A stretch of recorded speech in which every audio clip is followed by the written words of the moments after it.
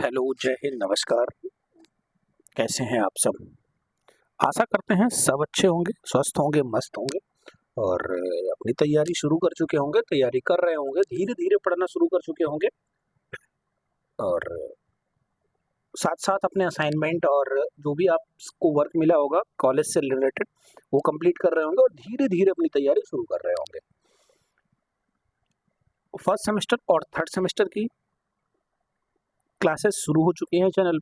अगर आप नए हैं तो चैनल को सब्सक्राइब जरूर कर लें, लाइक करें, शेयर करें और अपने दोस्तों में ज़रूर शेयर करें, जिससे आपके जो बेसिक कॉन्सेप्ट हैं वो बहुत अच्छे से क्लियर हो जाएँ और आपके साथ-साथ आपके जो साथी हैं उनके भी क्लियर हो जाएँ। हम लोग आज हिंदी पवन सीरीज को प्रीवियस ईयर सॉल्व करेंगे। पवन सीरीज का जो प्रीवियस ईयर है उसको आराम से सॉल्व करेंगे और धीरे-धीरे एक-एक क्वेश्चन को एलैबोरेट मतलब पूरा उसका डिटेल जानेंगे, क्या से क्वेश्चन इसमें से फँस सकता है, क्या क्वेश्चन आया है, क्या क्वेश्चन फँस सकता है। तो चलिए शुरू करते हैं। पहला क्वेश्चन हमारा है मूल स्वर। क्या मूल स्वर क्या है? मूल स्वर है। मूल स्वर कितने होते हैं ये हमें बताना है और मूल स्वर क्या है ये हमें बताना है। मूल स्वर वह होते हैं, कुल स्वरों की संख्या कितनी होती है? तो कुल जो स्वरों की संख्या होती है वो हम 11 मानते हैं। कितना मानते हैं? 11 मानते हैं। इनमें से भी मूल स्वर क्या होते हैं? मूल स्वर वह होते हैं जो किसी के सहायता के बिना होते हैं, मतलब जो स्वतंत्र होते हैं। मूल स्वर को हम हर्ष स्वर भी बोलते हैं। क्या बोलते हैं? हर्ष स्वर भी बोलते हैं। हर्ष स्वर या फिर मूल स्वर इनको बोलते हैं। क्या? हर्ष स्वर या मूल स्वर बोलते हैं। ये कितने होते हैं? इनकी संख्या होती है 4। कौन कौन सी? छोटा आ, छोटी ई, छोटा ऊ और री। ये कितने होते हैं? 4 होते हैं। इनकी संख्या कितनी होती है? 4 होती है। ठीक है, ऑप्शन तो ये सही हो गया। लेकिन मूल के बाद दीर्घ बचे। क्या बचे? एक होता है हर्ष स्वर, मतलब जो स्वर होते हैं इनको मुख्यतः 2 भागों में बांटा जाता है। ठीक है, मूल स्वर और या हर्ष स्वर और दीर्घ स्वर। क्या? दीर्घ स्वर। तो दीर्घ स्वर कितने होते हैं? आपसे एग्जाम में पूछ लेता है दीर्घ स्वरों की संख्या कितनी है। अगर मूल हमारे 4 निकल गए, टोटल हमारे पास 11 थे, तो दीर्घ की संख्या कितनी बची? दीर्घ संख्या 7 बची। ठीक है, एक स्वर और आता है। स्वर को 3 प्रकार में बांटा गया। कौन कौन से प्रकार में बांटा गया है? 3 प्रकार के। कौन कौन सा? एक हर्ष, दीर्घ और प्लुप्त। प्लुप्त आपके एग्जाम में नहीं आता है। प्लुप्त की संख्या कितनी होती है? तो प्लुप्त स्वर संख्या 1 होती है। पूछेगा नहीं, आपके एग्जाम में कभी नहीं आता है। ठीक है, स्वर के साथ साथ अब व्यंजन भी होते हैं। तो व्यंजन, कुल व्यंजनों की संख्या कितनी होती है? मूल व्यंजन की संख्या कितनी होती है? हम मान सकते हैं या टोटल व्यंजन कितने होते हैं? 33 होते हैं। कितने होते हैं? 33 होते हैं। ठीक है, टोटल वर्ण कितने होते हैं? तो टोटल वर्ण 52 होते हैं। कितने होते हैं? 52 होते हैं। इसमें से 11 स्वर, 33 व्यंजन और 8 संयुक्ताक्षर होते हैं। क्या होते हैं? संयुक्त होते हैं। समझ में आया? आराम से आप बता सकते हैं।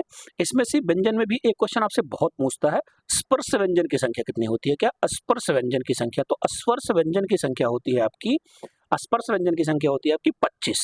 आगे अभी क्वेश्चन मिलेगा, फिर मैं आपको बहुत अच्छे से बताऊंगा स्पर्श व्यंजन कौन से होते हैं, क्या क्या होते हैं, कैसे उनको हमें छांटना है। ठीक है, चले, पहला क्वेश्चन क्लियर हुआ। नेक्स्ट पे चलते हैं। नेक्स्ट क्वेश्चन हमारा है अर्धस्वर। क्या? अर्धस्वर। अब देखें, ये क्वेश्चन 2023 में भी आया था और 2024 के पेपर में भी आया। किस में आया? 2024 के पेपर में भी आया। बहुत सारे बच्चों ने बहुत ज्यादा गलती कर दी।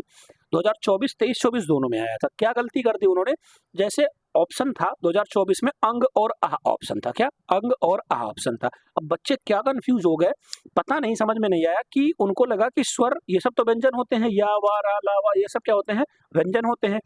जो ये अंग और आह था, इन्हों अयोग वाह की जगह उन्होंने अयोग वाह की जगह उन्होंने इसको अर्धस्वर मान लिया। ठीक है, अर्धस्वर मान लिया। अब देखिए, अर्धस्वर कौन कौन से होते हैं? तो अर्धस्वर आपके 2 होते हैं, या और वा। बहुत एग्जाम में आते हैं, मोस्ट इंपॉर्टेंट क्वेश्चन है, स्टार लगा लीजिए।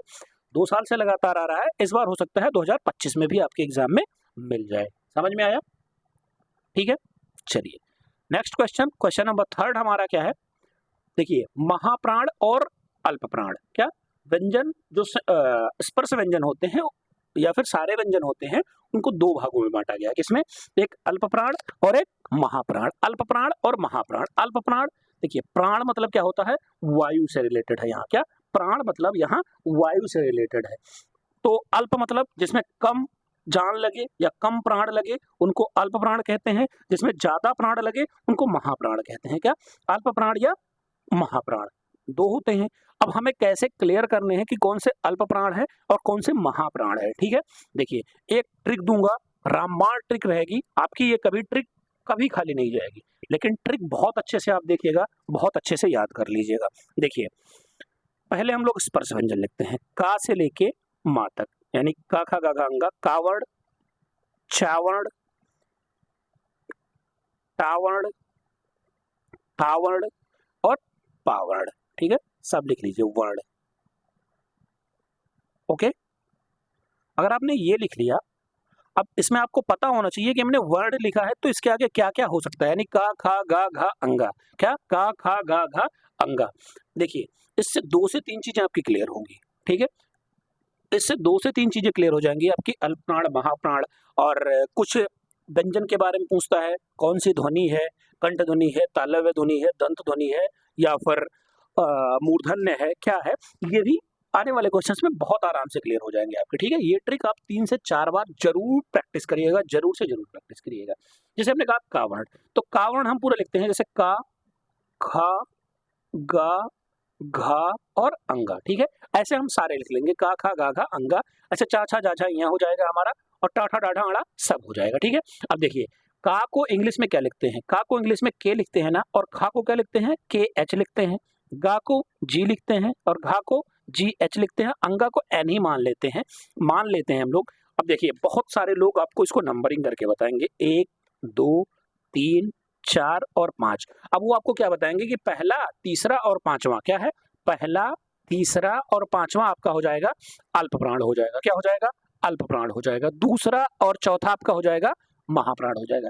मैं कहता हूं कि आप यहां तो मान लिया कि अल्प प्राण महाप्राण आपके दिमाग में आ गया। ठीक है, अभी जब आप पढ़ेंगे अल्प प्राण महाप्राण हो गया, 2 आपको और मिलेंगे, अघोष सघोष, फिर आप पूरी तरह से कंफ्यूज हो जाएंगे कि इसमें क्या होता है, 1 2 होता है, 3 4 5 होता है कि 1 3 5 होता है। इस तरह से आप पूरी तरह कंफ्यूज हो जाएंगे। हम कह रहे हैं आपको क्वेश्चन मिला, आप तुरंत लिख लीजिए। ठीक है, तो अगर हमने लिख लिया तो जहां पे 2 अक्षर है हमें ज्यादा सांस की जरूरत पड़ेगी। जैसे हमने कहा कि का बोलना है तो के एक में हल्का सा सांस लगी ना, और खा में के एच लंबा खींच गया ना, जितना लंबा खींच गया वही हमारा महाप्राण हो गया। क्या? महाप्राण। अभी आपको लग रहा होगा कि अरे ये तो बहुत झाम है, ऐसा कुछ नहीं है, 2 3 4 बार प्रैक्टिस करेंगे बहुत अच्छे से आपके क्लियर हो जाएंगे। तो महाप्राण में आपके क्या है, महाप्राण में आपके है जो के एच, जैसे छा, चा और छा में देख लेते हैं, चा छा यानी सी और सी एच, और सी एच 2 आ गया ना, महाप्राण हो गया। ऐसे ही अल्प प्राण और महाप्राण को हम बहुत आराम से क्लियर कर लेंगे। ठीक है, चलिए अल्प प्राण में और क्या आता है, तो अल्प प्राण में इसके साथ साथ और क्या आएगा, इसके साथ साथ अंतस्थ व्यंजन भी आते हैं। क्या?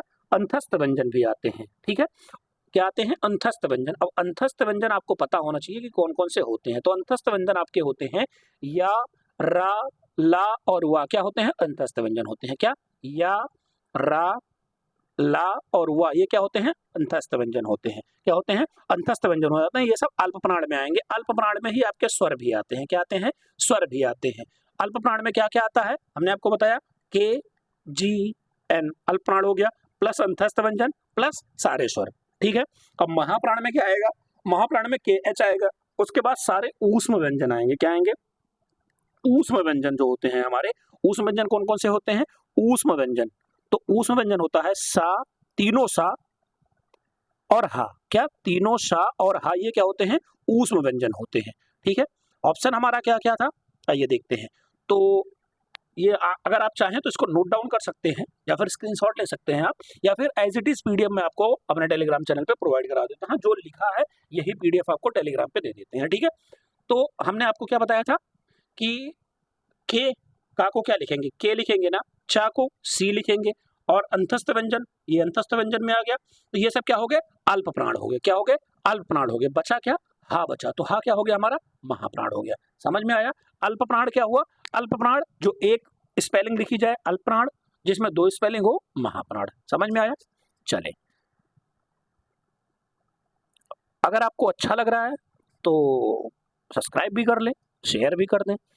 क्या है? निम्नलिखित में से कौन सा शुद्ध शब्द है? क्या है? शुद्ध शब्द है। देखिए,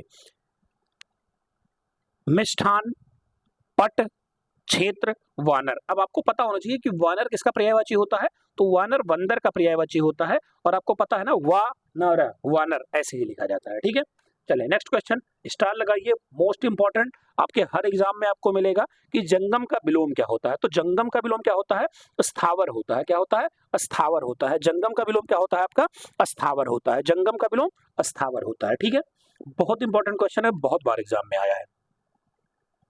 नेक्स्ट पे चलते हैं कि वर्ण दा और या को मिलाकर संयुक्त वर्ण कौन सा बनता है। अब देखिए, दा और या, इसमें आराम से क्लियर कर सकते हैं। संयुक्त वर्ण क्या होता है, एक ही अक्षर का होता है ना, हो ही नहीं सकता, हो ही नहीं सकता, हो ही नहीं सकता। भैया कुछ क्वेश्चन आपको अपने प्रेजेंट वहां पे आपका क्या कॉमन सेंस काम कर रहा है उससे भी कराएंगे। ठीक है, देखिए बीटीसी बहुत टफ नहीं है, बहुत आसान भी नहीं है। मैं ये नहीं कह रहा हूँ कि बहुत बहुत हाई लेवल के क्वेश्चन आते हैं, नहीं ना, बहुत लो लेवल के क्वेश्चन भी आते हैं। ऐसा आता है कि आपका स्टैंडर्ड मेंटेन रहे, और अगर आप पढ़ के रखे हैं तो बहुत अच्छा नंबर लेके आएंगे, इस बात की गारंटी है। और अगर आप पढ़े नहीं है तो बैक भी लगा देंगे, वो चाहे हिंदी हो चाहे इंग्लिश हो। हिंदी को बहुत लोग बहुत आसान समझ लेते हैं, ऐसा है नहीं।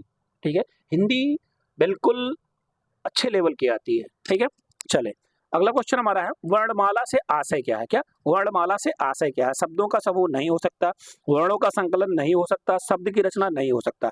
वर्णों के व्यवस्थित समूह को या व्यवस्थित क्रम को क्या कहते हैं, वर्णमाला कहते हैं। वर्णों के व्यवस्थित क्रम को वर्णमाला कहते हैं। नेक्स्ट क्वेश्चन है, हिंदी भाषा में मूलतः वर्णों की संख्या कितनी है। सबसे पहले आपको बताया मैंने, टोटल कितने, 52। कितना, 11 स्वर, 33 व्यंजन, 8 संयुक्त। समझ में आया, तो कितने हो गए, 52 हो गए। ठीक है, चले नेक्स्ट पे चलते हैं। अगला क्वेश्चन हमारा है कि अयोगवाह।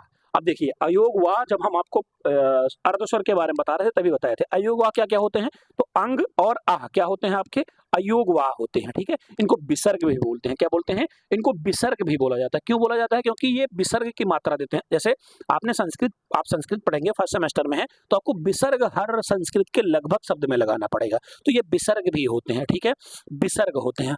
अगर संधि पढ़ेंगे आप, तो संधि में भी विसर्ग का प्रयोग किया जाएगा, तो आ की मात्रा का ही प्रयोग किया जाएगा, इसलिए इनको विसर्ग भी बोलते हैं। ठीक है, अगला क्वेश्चन हमारा है, रुकना का अर्थ ठहराओ, किस विराम को देखा। अब देखिए, फुल स्टॉप आप जानते हैं इंग्लिश में फुल स्टॉप। अब देखिए, विराम संख्या, विराम जो विराम संख्या है, इनकी संख्या कितनी होती है, तो विराम चिन्ह की संख्या कितनी होती है, कई जगह आपको 20 मिलेगा और कई जगह आपको 15 मिलेगा, लेकिन अगर कामता प्रसाद गुरुजी के अनुसार माने तो 20 ही होते हैं। ठीक है, जैसे योजक, अल्पविराम, अर्धविराम, उद्धरण, निर्देशक, निर्देशन, विस्मयादिबोधक, पूर्ण विराम, ये सब क्या होते हैं। सेकंड सेमेस्टर में आप पूछेंगे तो सबके नाम भी लिखने पड़ेंगे। तो और आपके एग्जाम, जो आपके वनडे एग्जाम है, उसमें भी ये बहुत इंपॉर्टेंट है विराम चिन्ह। तो जब पूरी तरह से आप रुक जाते हैं तो क्या लगाते हैं, पूर्ण विराम ना। जैसे राम खाना खाया, या फिर राम बाजार जाता है, रुक गए ना आप, वहां क्या लगाते हैं, पूर्ण विराम लगाते हैं। ठीक है, रुकना या अर्ध ठहराओ। क्या, अर्ध ठहराओ, हमें क्या कहना है, अर्ध ठहराओ मतलब थोड़ा रुकना है। जैसे राम ने खाना खाया और बाजार गया, तो हम डैश लगा दिए ना, कॉमा लगा दिए, तो वो क्या हो जाता है, अल्प विराम। थोड़ा रुकना अल्प विराम, पूरी तरह से ठहराव कर जाना पूर्ण विराम। ठीक है, चले नेक्स्ट पे चलते हैं। अगला क्वेश्चन अपना है कि हर्ष, शोक, दुख, घृणा आदि घोतक शब्दों के पश्चात कौन सा चिन्ह का प्रयोग करते हैं। हमने आपको विराम चिन्हों की चिन्हों की संख्या कितनी बताई, 20 बताई। इसी में एक चिन्ह होता है हमारा आश्चर्यजनक चिन्ह। ठीक है, जैसे हमने कहा अरे कितना नंबर आ गया, तो अरे के बाद क्या हुआ, रुके हम, आश्चर्य में आ गए। ठीक है, अरे आपके एग्जाम डेट आ गया, जैसे कल ही आपका एग्जाम डेट आ जाए तो आप अरे एग्जाम डेट इतना जल्दी आ गया, क्या लगाएंगे आप, विस्मयादिबोधक का चिन्ह लगाएंगे, इंग्लिश में एक्सक्लेमेटरी साइन लगाएंगे। ठीक है, तो ये क्या होता है, विस्मयादिबोधक चिन्ह होता है। समझ में आया, चले नेक्स्ट पे चलते हैं।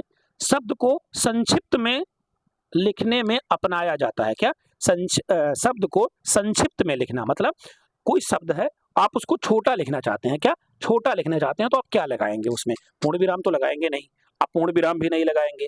उद्धरण चिन्ह, उद्धरण चिन्ह क्या होता है, किसी के द्वारा दिए गए कोई कोटेशन है, किसी ने कुछ कहा है, जैसे तुम मुझे खून दो मैं तुम्हें आज़ादी दूंगा, तो ये क्या हो गया, ये उद्धरण चिन्ह के बीच में आएगा। तो जब हम संक्षिप्त में लिखते हैं तो क्या करते हैं, लाघव चिन्ह लगा देते हैं। जैसे लाघव चिन्ह क्या होता है, जैसे आपने डॉक्टर लिखा तो ये क्या लगा दिया, लाघव लगा दिया ना। आपने क्या लिखा, कुछ भी लिख दिया, प्रॉपर्टीज लिख दिया या प्रोफेसर लिख दिया तो जीरो लगा दिया, ये जीरो ही लाघव चिन्ह है, ठीक है। किसी चीज का फुल नाम लिख के ना हम छोटा नाम लिख देते हैं तो वो लाघव चिन्ह हो जाता है। समझ में आया? चलें नेक्स्ट पे चलते हैं। शब्द से अर्थ को स्पष्ट करने के लिए अपनाया जाता है क्या, शब्द से अर्थ को स्पष्ट करने के लिए क्या अपनाया जाता है। शब्द से, जैसे हमने कोई टफ टिपिकल शब्द दे दिया, क्या कोई भी टफ शब्द दे दिया, मैंने दे दिया कि गुड, जैसे समझ नहीं आया आपको ना, गुड का हमने ब्रैकेट में लिख दिया हिंदी में अच्छा, तो जो इसका अर्थ हमने समझाया किसमें लिखा, तो ये ब्रैकेट में लिखा ना, कोष्टक में लिखा, वही चीज कह रहा है। किसमें लिखेंगे, कोष्टक चिन्हों का प्रयोग करेंगे, ठीक है। प्रश्न सूचक आप जानते हैं, क्वेश्चन मार्क, ठीक है, आसान है। कंठस्थ ध्वनि अभी हमने आपको ऊपर बताया कितने होते हैं, 4 होते हैं। कौन कौन से, या, रा, ला और वा। क्या, या, रा, ला, वा, ये आपके क्या होते हैं, अंतस्थ ध्वनि होते हैं। कौन सा नहीं है देख लेना, या भी है, रा भी है, ला भी है, बा नहीं है। क्या, बा नहीं है, तो कौन से आ गया, अंतस्थ ध्वनि कौन सा नहीं है, बा नहीं है, ठीक है। नेक्स्ट क्वेश्चन पे चलते हैं। नेक्स्ट क्वेश्चन हमारा है, पाठ्य वस्तु विश्लेषण होता है क्या, पाठ्य वस्तु विश्लेषण क्या होता है, तो पाठ्य वस्तु विश्लेषण होता है हमारा कि एक कहानी का पाठ्य वस्तु विश्लेषण होता है, या फिर एक कविता का पाठ्य वस्तु विश्लेषण होता है, या फिर एक निबंध का पाठ्य वस्तु विश्लेषण होता है, या फिर एक कालांश की शैक्षिक सामग्री का विश्लेषण होता है। तो ये क्या होता है,